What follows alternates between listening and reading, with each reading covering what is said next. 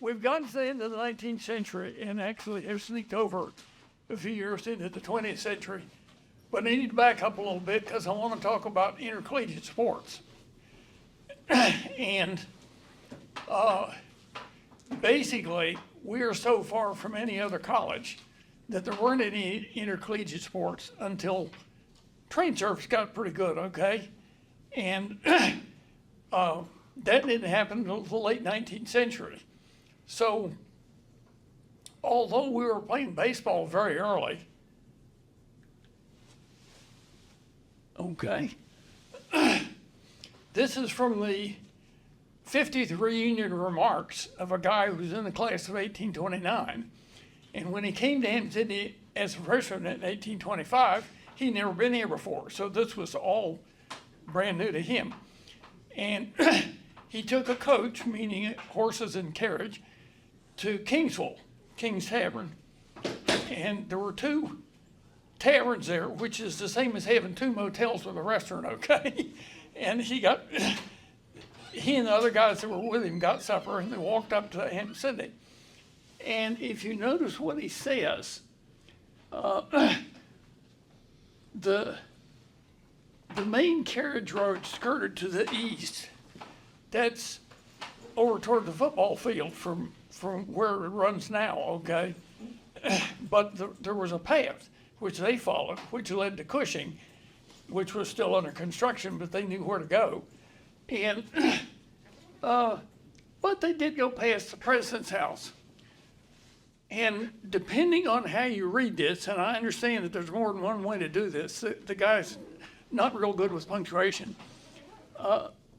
This was the president's house, comma, standing on the edge of the orchard, and there was an orchard up going from Hampden House pretty much all the way up to the gates, what are now the entry gates. This was the president's house standing on the edge of the orchard opposite the baseball ground. This is 1825, unless it's him writing about it in 1879. But given the locations of baseball through the years, I think he's talking about 1825. The Cooperstown stuff is a bunch of flat out lies. There's a fascinating book called Baseball in the Garden of Eden about how it really got started. And firstly, no true statement has been made in newspapers at any time about where baseball came from. But anyway, there is, for instance, a New York newspaper advertisement for a baseball game that afternoon, and you should come out to the baseball game, in an issue from 1823. So we're not the first by any means, but we are like kind of pretty early, I think. Now, okay, got baseball. You can play intramural baseball, obviously, and you can play with sort of 9. It's an arbitrary number, and you can play with any number you want to. What you can't do here is play an intercollegiate game, except there's one game you can play, and only one. You can play the seminary. And so from kind of about 1825 until the 1880s, we didn't have any intercollegiate sports. We didn't have any sports except for baseball, and we didn't have any intercollegiate sports except baseball games played against the seminary. And what this meant, of course, was there were not a few pre-ministerial students at Hampden-Sydney, and they graduated and simply applied to the seminary and went over there. So you could have a college career of 7 or 8 years by just playing on both teams. And that worked pretty well, but it wasn't exactly what you'd call intercollegiate play. As I said last week, during the whole country became much more urbanized during and immediately after the Civil War. And people who, if they had still been on the farm, would have been working hard and working their muscles out all day, every day on the farm, And now they're standing on some kind of assembly line and not getting any exercise at all. And in the 1870s and 80s, a substantial demand grew up for synthetic exercise, which nobody ever had before because you worked your tail off on the farm and you did not need more exercise. Now you did. And this spread, exercise clubs, health clubs sprang up like crazy in cities. And there were so many of these that they got together in 1886 and formed the Amateur Athletic Union, which did Greek Olympics type sports, running and pole vault and boxing and things like that. And running now is tricky if you got to do it inside. You're going to have an oval loop, okay? All right, thank you, that's all right. But how big is the building that this oval loop is going into? Because if you're going to have a building big enough to house the whole kilometer track around our football field, you're going to spend a substantial amount of money on that building. So people decided how much to cut this down. And tracks at that point were not metric, they were in feet and miles. And most tracks were a quarter mile. And most indoor sports facilities agreed on a 1/16 of a mile, okay? And so they built this little loop, which is a 1/16 of a mile, but that's only about 100 feet long and 60 feet wide. And you can't get out on that and run at full speed unless you have the curves banked. And so they had to build this with both, it's the shape of an electric train track, okay? But both ends had to be substantially banked all the way around. And this uses up your whole building. So they started building a balcony and moving the track up on the balcony. And you wanted to run, you could run on the track around the balcony, okay? And you want to do anything else, gymnastics or weightlifting or any of that, boxing, you could do that on the main floor downstairs. And because they didn't need the whole second floor, they just built an open loop and put the track on it, okay?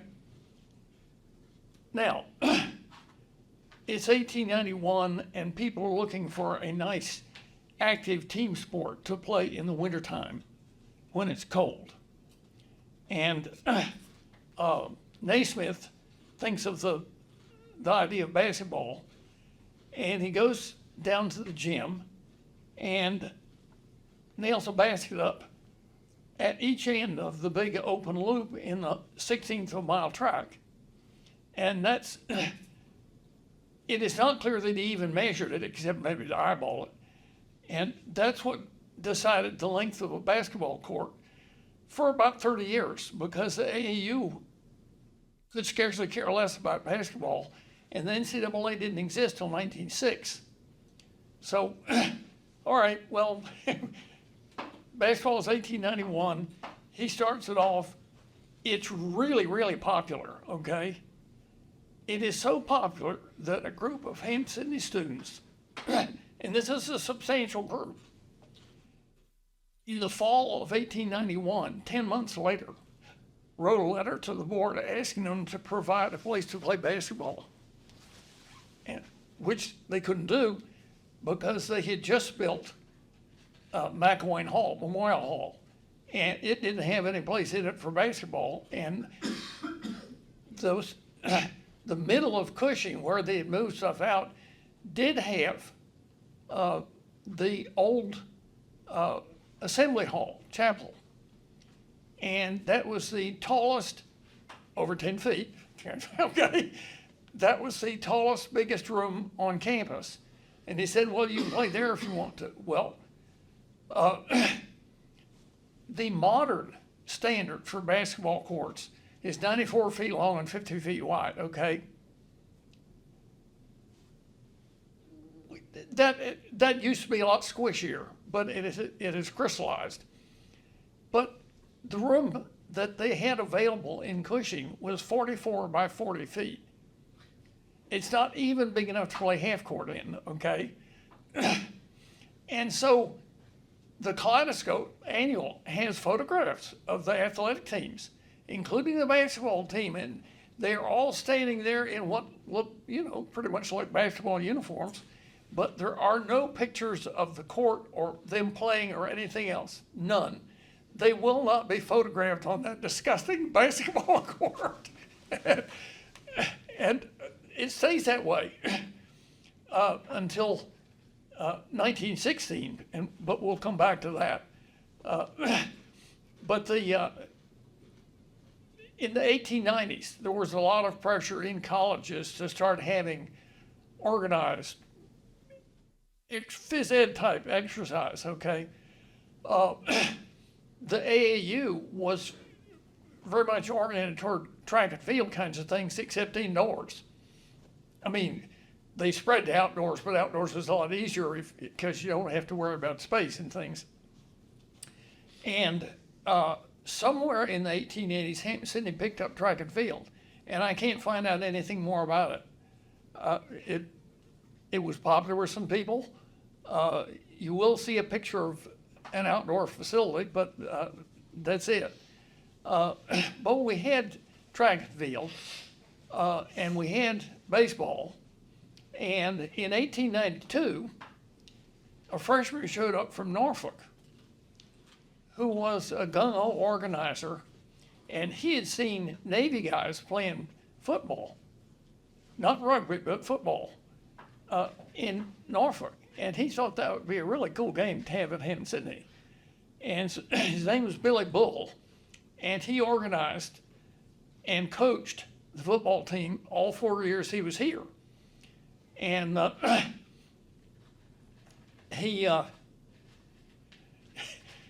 was a problem with this because there were 7 colleges in Virginia that had sports teams and would like to have something like a conference. And they set up a state organization, which was not a conference, but sort of like a conference. And I forget the name of it. But Hampden-Sydney was not allowed to be a member because in the wisdom of the faculty, and they had a vote on this, okay? Students were not allowed to leave the campus for the 9 months that they were here in college. You couldn't go to Farmville, and you sure as hell couldn't get on the train and go to Ashland, okay? So you could only play home games, which you'll understand limited our schedule like crazy because only a few people would agree to play us here every time. By that time, baseball had moved, and here we are. You've seen this map before, but the path the kid followed walking in on the previous slide was coming down this road, 692 road, except this is a modern map, and the road then swung eastward and went down into a muddy bottom and came up the other side, and this is sort of the road of the walking path, which also got wagons and carriages and things like that. And so eventually the students' walking path, which kept their feet dry, turned into the real road. But notice that what that means is that if there's something that passes per road with traffic coming through the middle of what looks like a football field, you ain't gonna play football there, okay? Now, you couldn't play football there anyway because there is a topography problem.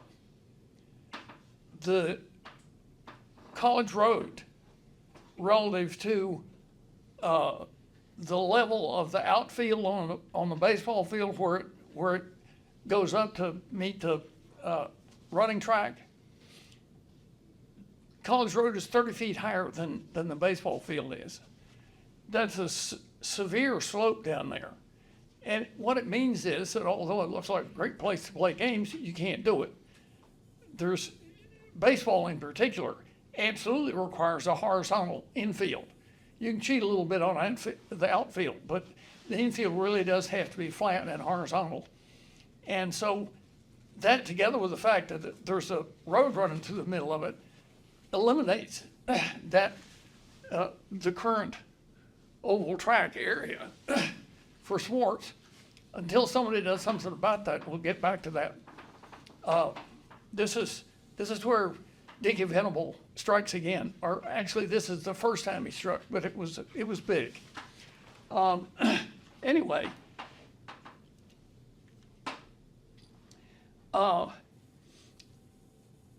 the baseball field has to be, the baseball ground has to be somewhere, and it's across from the Princeton's house.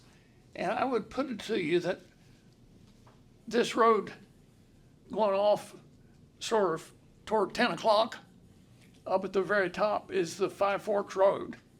And it's about less than 500 feet from the initial president's house, the little red square there. And I think where they played baseball was where up near the top of the screen, where the houses are now on College Road outside the gates. Those houses were all built since 1950, and it was open farmland before that, and it's pretty flat. And Hampden-Sydney is not rich in flat places, okay, horizontal places. And so I think that the best I can do to meet the described conditions of the guy walking up to Hampden-Sydney is to say that they were playing baseball where the houses are outside the gates now. And you could do that for quite a while. I mean, you don't have to have a grandstand or anything, which they certainly didn't. You can just throw 4 guys' coats down and let those be the bases, and you're in business. And I think that's where baseball got played until somewhere around the late 1880s, when they wanted something that was at least equally flat, but looked more athletic, and if possible, they wanted to put up some bleachers, some stands to sit in. And so what they did was come off the map down to the bottom here, where Professor Mayo lives and I live. There's a little cul-de-sac road called Venable Lane. And it's called that because beginning in 1891, Dickie Venable owned about 100 acres down there, which the college eventually inherited. But where his house is, his front yard is very nice and level. My whole yard is pretty nice and level. Patrick Wilson's yard is pretty nice and level right out at College Road there, and John Eastby's is too. This is like a big flat place, which is a meadow at that point. And they say, can we move the the official baseball playing place down there? And can we take some boards and put up some bleachers, some wooden bleachers? Not a grandstand, but something.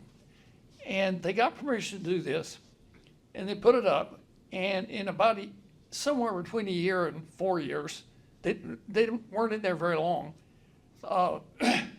Dickie Venable bought all of that land.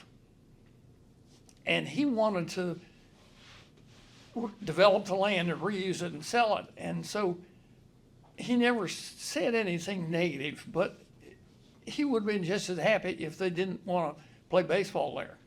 But that's where they did play baseball. And when we played the first football game, which was either 1892 or 93, Randolph Lincoln came over here on the train and played here because that's what you had to do.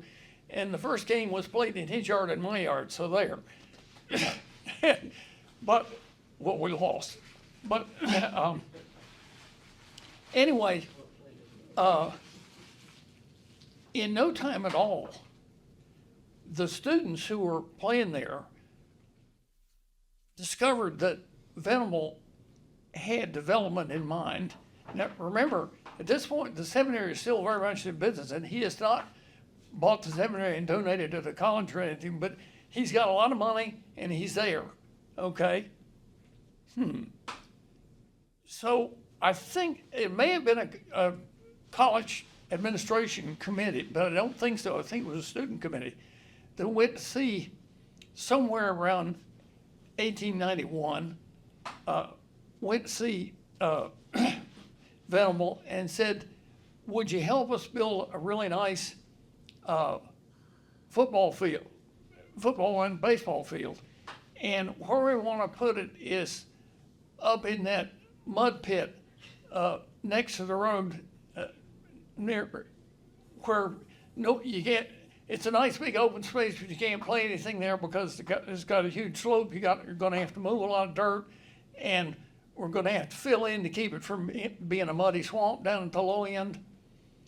And Venable leaped at it. He thought this was a fantastic idea. And he had plans drawn up that included having a fountain somewhere down there. There was going to be a big pond and a fountain, kind of like what we got, but it's not where the lake is now. And this was going to involve moving a lot of dirt. And what he did was to get rid of the last vestiges of the old road that ran through what we would think of as the middle of the football field, okay? And he paid for a whole lot of dirt moving. And I think he may have moved College Road a little bit. We were at a stage of beginning to pave some of this, and anyway, I think the odd sort of curve that goes around the running track was not exactly where the path was before that. I think he moved all the dirt up to there from the edge of the playing area over to the other side because he had to fill in on the low side. Let me back up. In the late 1800s, there were 4 separate corporate attempts to build a railroad that would run from Farmville to Keysville and go through Hampden-Sydney. And the third attempt at this, which was just about 1900, got as far as preparing a road bed. And the right hand straightaway by the visitors' bleachers is actually long enough to be a 220-yard no curves straightaway, which is a nice feature to have in, or 200 meters now, a nice feature to have in running tracks. Dickie Venable didn't build that. That was already there on a embankment that was somewhere between 6 and 8 feet high, because the railroad had intended to fill in that whole space. And over on the, if you look at where the straightaway goes up, it intersects College Road up there, kind of, about where the initial President's house was. And if you look at that, the dirt is higher on the Forum side. The dirt is about 4 or 5 feet higher than the highway, and there's a railway cut in there for no reason, but it did have a reason. And if you actually go on back toward Five Forks Road, there's the embankment coming in from Farmville, which was, they put dirt in and took dirt out lots of places. But the point is that the east side of this playing area already had somewhere between a 6 and 8 foot embankment The company had gone out of business. They were not going to lay track on it, but the dirt was there. So what Dickie did was to move enough dirt off the west side to fill in level with the railway embankment on the east side. And at that point, this involves carving out a whole lot of the hillside. And if you remember, there's a concrete embankment to keep from having landslides down at the northern end of that. And that's because he had to move just a whole lot of dirt, okay? But he paid for all of the dirt moving and sprinkle grass seed over it, and you got a great football field the next summer. And ever since then, we have had one of the best college football fields in the state. Not a very big stadium, but the field is the right size. And while he was at it, he arranged for the track for it to be the right size to put a quarter-mile track in and so on. And so football and track could both use this. Baseball was in here somehow, and I don't know whether they were supposed to play on the middle of the track on the football field or if they were playing down where they are now. But that was seriously downhill and swampy. By the time you got to the downhill end of, well, where the outfield fence is for center field and left field, by the time you got that down there, you were in a swamp. And the college, on at least 4 or 5 occasions since then, has spent summer moving in dirt to try to elevate the outfield. Since I have been there, the outfield has been low enough that the center fielder, if there was a real slugger up and he had to back up near the fence, could not see the head of the batter. Okay, because it was so hilly. Now we got it level, but it's taken a long time to get there. Now,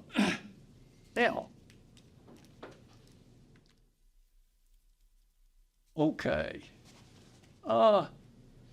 Basketball. What you're seeing is a sloppy, slow photograph when fast motion is going on of basketball in Gammon Gym. I never saw it played any place earlier than that, but the first place was what used to be the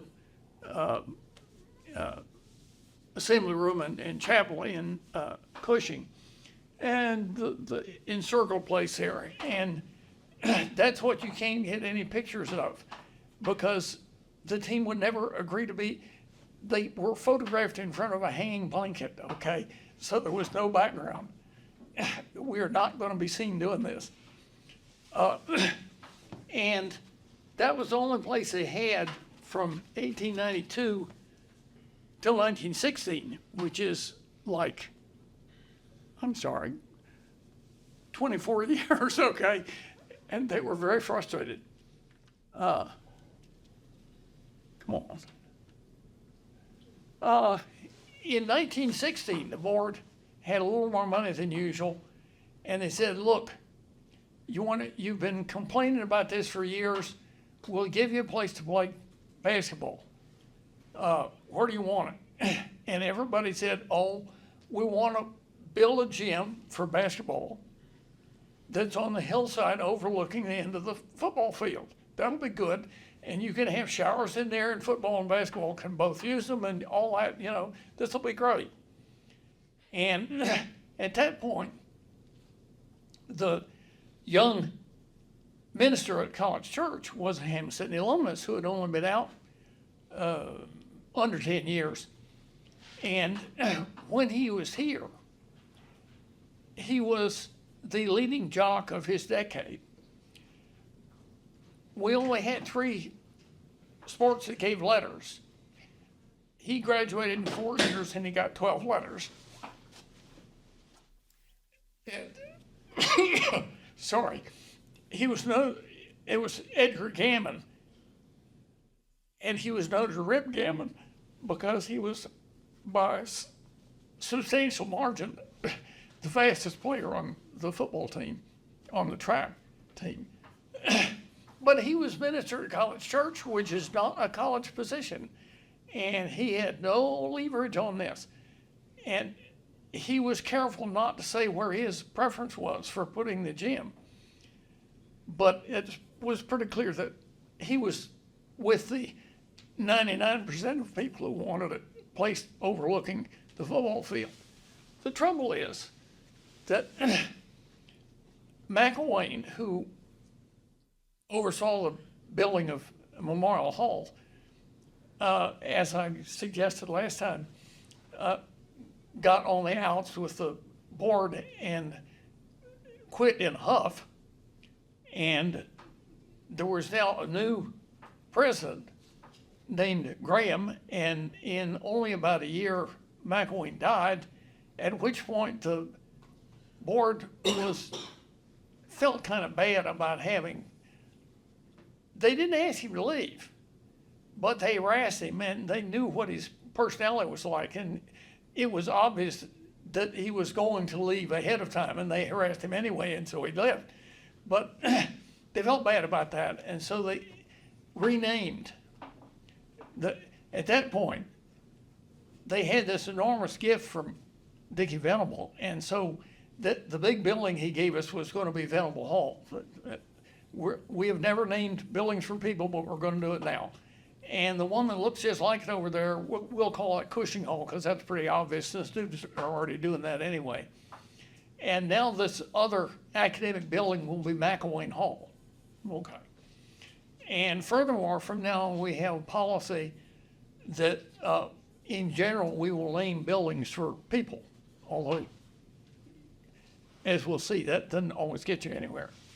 But President Graham did not live, that house is where the president used to live, but he has been moved out of there and has been turned into the psychology building, and there is no thing sticking out the back, okay?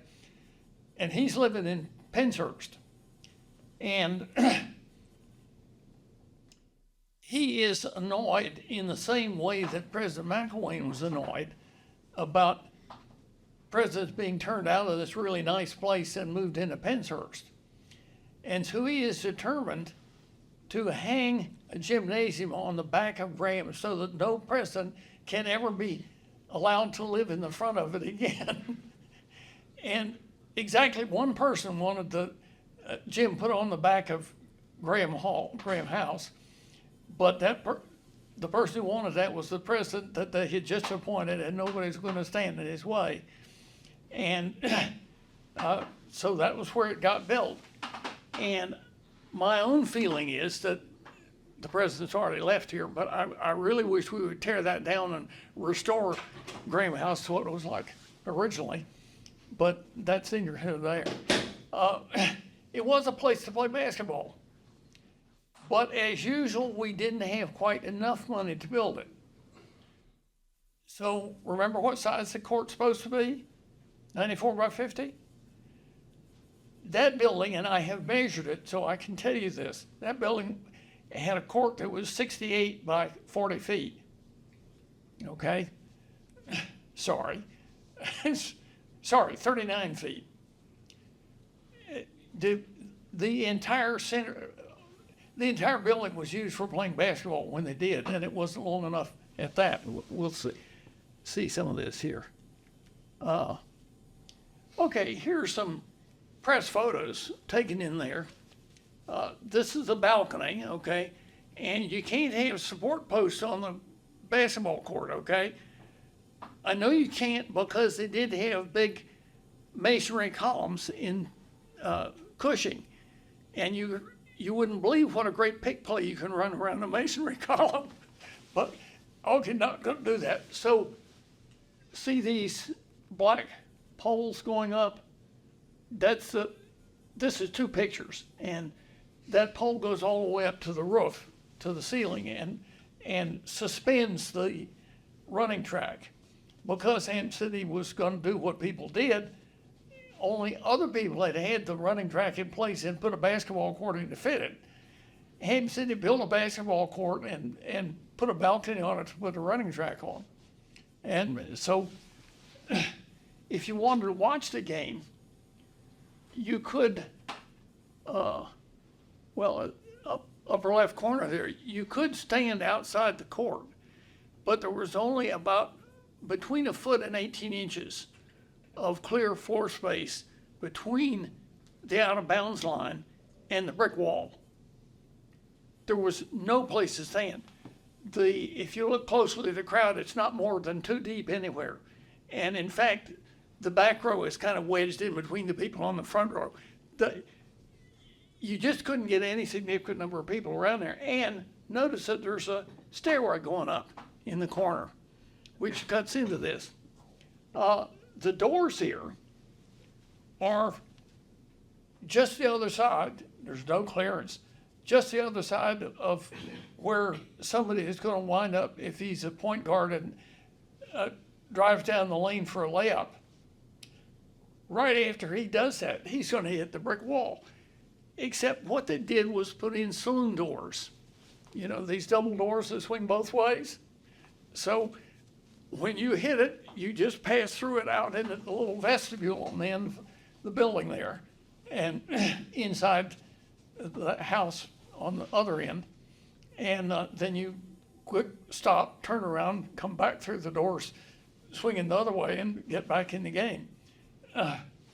If you went upstairs, the upper right picture, you get a curiously vertical view of the game, but at least you can stand 2 or 3 deep, because what you're doing now is standing on the running track. And okay, not a really good place to either to play or to watch, but that's what we had from 1916 till 1939.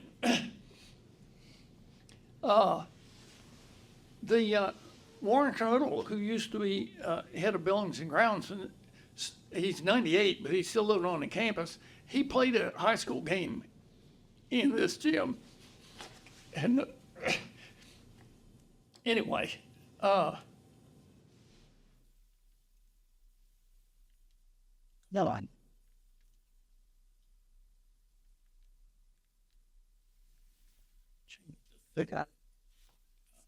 okay. All right, 1939. The president retires. College needs a new president. They obviously favor somebody, well, not obviously, but obviously for those times, favor somebody who's alumnus. And the guy they want is Edgar Gammon, who has been in College Church and is an alumnus and who's now the pastor of the biggest Presbyterian church in Charlotte and is a fairly big name in the Southern Presbyterian Church. And they send somebody to see him and play passages from the old school song and don't you want to come and help out here? And he said, well, I'll come under 2 conditions. And he said, anything, what do you want? He said, first thing is, I don't want to live in Penshurst. I want to live in Middlecourt. And he said, you got it. What's the other thing? And he said, I want a new basketball gymnasium built on the hill overlooking the football field, and I want it built this year. And they said, we don't have that much money. And he said, I'll go raise some money, but you can borrow the rest of it. And they said, yeah, okay, you're on. And what was then Gammon Gym, and is now, what is the name of it now? Snyder Hall. Okay. It has been added on to about 5 times. It used to just be a little brick rectangle at the end of the football field, but that building was built in 10 months. He took over as president the end of January, and we played a game in it in December. So there. And that was not too bad. Here's the game being played in Gammon Gym which was small. There were only 6 rows of seats on each side, but it seated 600. And when the student body was 600, this meant the faculty did or did not have a chance of getting in. But anyway, it's close, but we play some good basketball in there. Here's down at the end zone, there's still not a lot of clearance, okay? And they, on the end toward the street, they had a big double door that's still there, and that was intended to provide people driving the lane a chance to slide to a stop. On the other end, they actually had about 12 or 15 feet of clearance on the floor before you hit the brick wall. But this was okay, except that, as usual, Hampden-Sydney ran out of money in the middle of the process. There was supposed to be a cupola on top of this. No cupola. Never has been one, not going to be one. But also, by 1939, the NCAA had gotten enough leverage to actually tell people what size basketball courts were going to be. Unfortunately, they had 2 numbers. They had a college number and a high school number.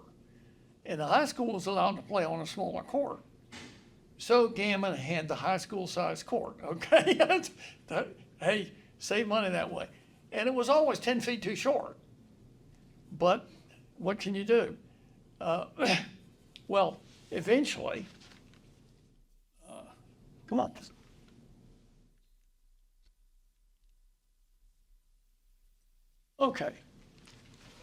1977, the final replacement with a genuine 94 by 50 foot court gets built. This is a picture taken right after it finished. That was still a gravel road, okay? But you're used to seeing that one at least. Now,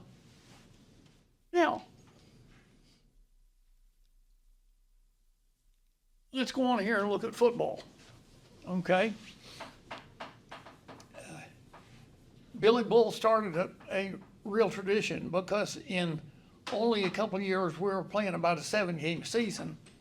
And in one of those 7-game seasons, we actually went not only undefeated but unscored upon. Well, in pre-1920, that was less unusual than you might think, but it's still rare. Anyway, this is a picture taken from the stands, not on the present field, but the one before this, which is not the first one, okay? What ones?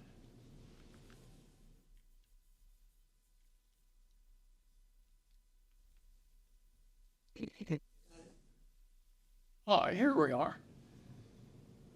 Here is not the first stadium that got put in place on Dickie Venables' remodeled hillside, but it's the same general design. These are steel bleachers, and he would have had wooden bleachers, but they were inside the track, okay, on both sides, home and visitors. And the slope up to the press box was quite steep, and it would be now if you could get at it. But this is what we had, and except for replacing wooden bleachers with steel bleachers, this is pretty much what was there from about 1900 on. But just at the time when Hampden was busy trying to build Gilmore, the science building, and President Reevely was desperately trying to raise money, it was going to be expensive. It was going to be $4 million, okay? And now they cost more. Anyway, an alumnus cruised in his office one morning and said, "I'm going to build you a football stadium." And Reevely loyally said, "Wouldn't you like to build a science building instead? We're really interested in a science building." And Hundley said, "Do you want a football stadium or don't you?" And so it was agreed that a football stadium would be built. And Well, here's an end view, okay, on a lovely Saturday afternoon in the fall. And it was built up at the top of the slope, so that the back rows of it were were within 10 feet of the road, okay? And the little press boxes you saw is hiding inside this, okay?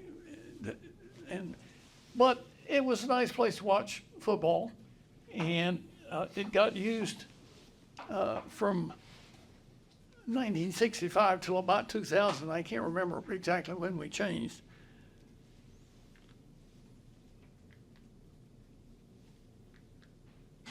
come on.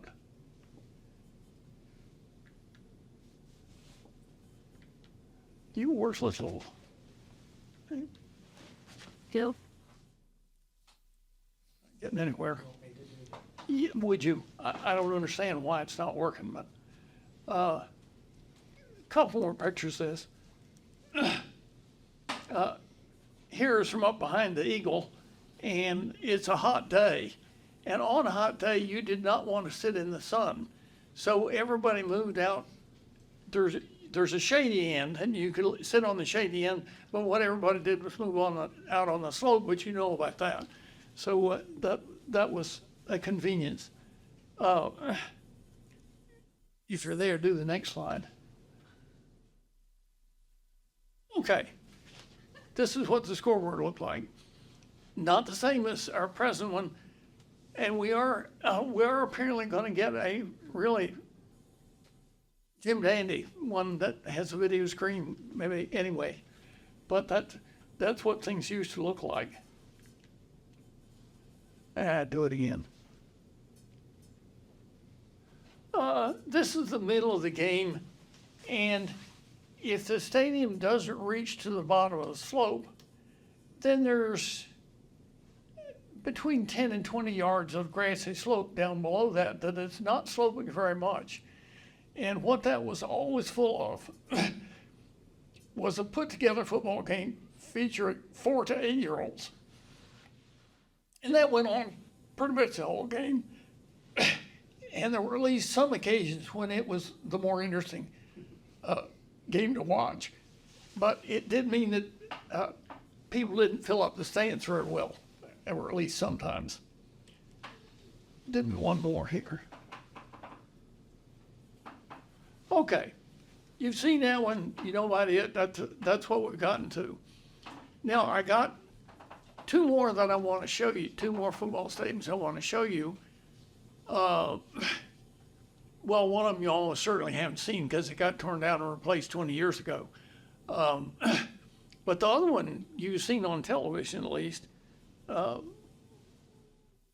long as you're standing there, do one more. Yes, here we are. This is the University of Alabama football stadium. The name of the stadium is the Bryant-Denny Stadium.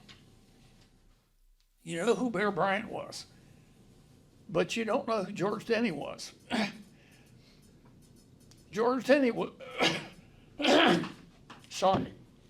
George Denny was in the class of 1901 here.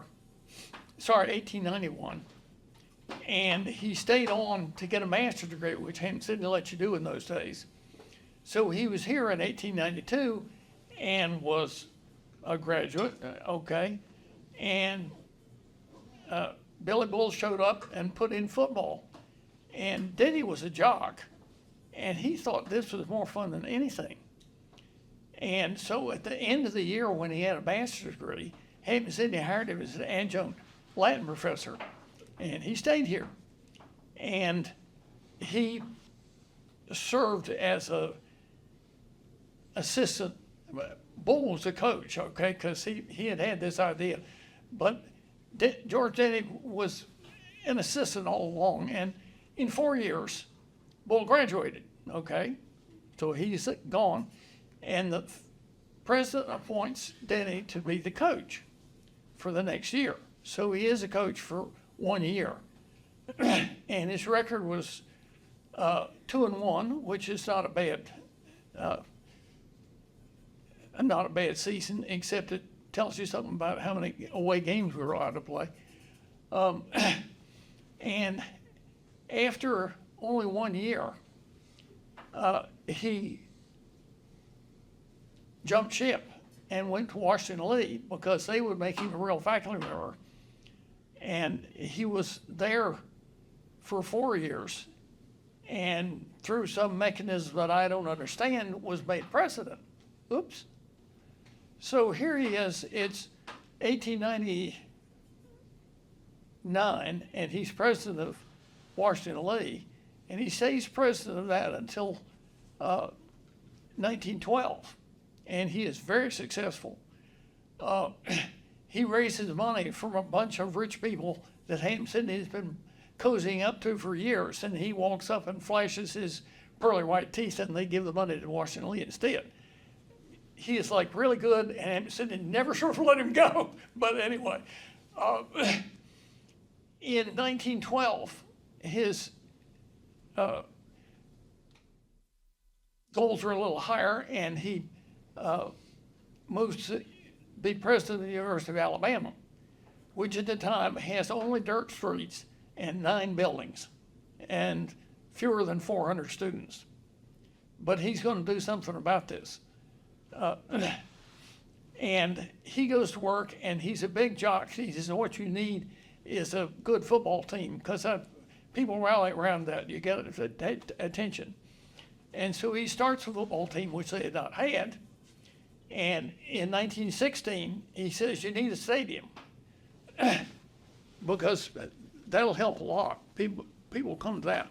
So he picks out a place on the campus. They got lots of space. He picks out a place on campus. This is it. And he says, we'll put it right here. The field is kind of in the middle here. And we'll put seats between the 10-yard lines up one side. And if you look closely at that, you can see between the 10-yard lines, right down at the field level, it goes up to where there's a row of entry gates that you can come through. That's all the seats they had in 1916. But it was a football field, and they started on. Then he said, to himself at least, what we need is an outstanding coach. And he went and got Wallace Wade, who was the leading college football coach in the 1920s. And Wade recruited and coached and got a team which won the national championship in 1925. And by that time, they'd already started adding seats.